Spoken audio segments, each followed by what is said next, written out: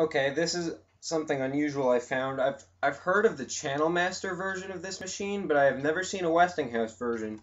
So you can see there's the Westinghouse emblem right there. Now this machine is like the Channel Master that uses the micropack 35, I believe it is, and it uses the same thing except it's got a Westinghouse also here. There you go. Very unusual. I've never ever seen one that was a Westinghouse before. I've only seen the Channel Master ones. And this thing was a real pain to get working again. I had to splice the tape back together because it had broken and it was all messed up around one of the reels. It was all tangled, so I had to take a lot of it out onto another reel and untangle it and then splice it. It sounds pretty crappy the first like couple seconds or so to a minute, and then it's fine. It's got let's see what you can use this on both sides. It's half track. I really don't know how old it is. It's probably from like the 60s or 70s. It's got the microphone with it. And this one still works. I haven't had to do much to it. Oh, now there's a creative way that I got the tape to reel back around on the cassette in there. It's actually really clever. I'll show you how I did that. What I did before, here, I'll show you that before I do it, but how I did it, you see that little hole right there?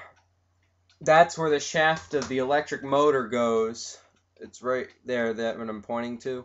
That's the shaft for the electric motor that rubs up against these rubber discs inside the tape. You can see them kind of, they're black. Now what I did is I knew that this tape recorder wound up that way from looking at its mechanics. So what I did is I took an electric motor that I had bought from Radio Shack a while ago. It's a little 3-volt motor, so I hooked it up to some batteries and just put the shaft in there and then, you know, just hit it against there until it was all wound up. That's how I did it. So I'm prepared for these. And I was actually thinking about switching out the recording tape with just a regular, you know, like just getting rid of all this reel and buying another little, I think they're 3-inch reel-to-reel tapes, and then spooling that on because it doesn't sound that great. But here's the thing. Here, I'll do a test recording. Just lift the piece here and set the volume to about half. This is a recording of the, a test of the Westinghouse tape recorder. And then you just rewind it and play it back.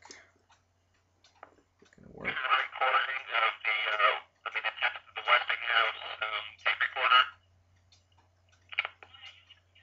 Yeah, it doesn't sound all that great, as you can see the first couple inches or so, because and the head is clean. I'm almost positive there's a little rust on one of them, but I think it's rust.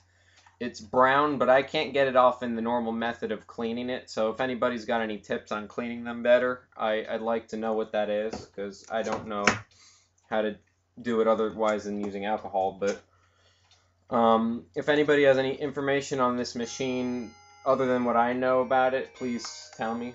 So that's my cassette machine.